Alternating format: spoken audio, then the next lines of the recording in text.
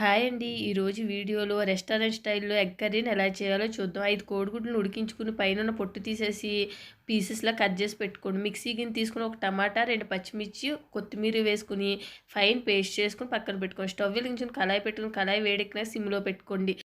4 స్పూన్లు ఆయిల్ వేసుకొని, మసాలా దినుసులు వేసుకొని, 2 ఉల్లిపాయలు చిన్న చిన్న ముక్కలుగా కట్ చేసి వేసుకొని, సరిపడా సాల్ట్ వేసుకొని, ఇవన్నీ వేగినాక అల్లం వెల్లిపాయ పేస్ట్, పసుపు వేసుకొని, ఇవి కూడా వేగినాక ముందుగా ప్రిపేర్ చేసిన మసాలా పేస్ట్‌ని వేసుకొని బాగా వేయించుకోండి. తర్వాత ఒక స్పూన్ కారం, ధనియాల పొడి, గరం మసాలా, మిరియాల పొడి వేసుకొని ఒకసారి బాగా కలుపుకొని, చిన్న టీ గ్లాస్ పెరుగుని బాగా కలుపుకొని ఇందులో వేసుకుని, ఇది బాగా వేగినాక వాటర్ గ్లాస్‌తో గ్లాస్ వాటర్ వేసుకుని, మూత పెట్టుకుని మీడియం మంటలో ఉడికించుకోండి. తర్వాత సిమ్‌లో పెట్టుకుని, కసూరి మేతి వేసుకుని, ముందుగా ప్రిపేర్ చేసుకున్న ఎగ్ పీసెస్‌ని ఇందులో వేసుకుని, మూత పెట్టుకుని సిమ్‌లో ఉడికించుకోండి. లాస్ట్‌లో కొత్తిమీర చల్లుకుంటే రోటీలోకి చాలా బాగుంటుంది. తప్పకుండా ట్రై చేయండి. లైక్, సబ్స్క్రైబ్ చేసుకోండి.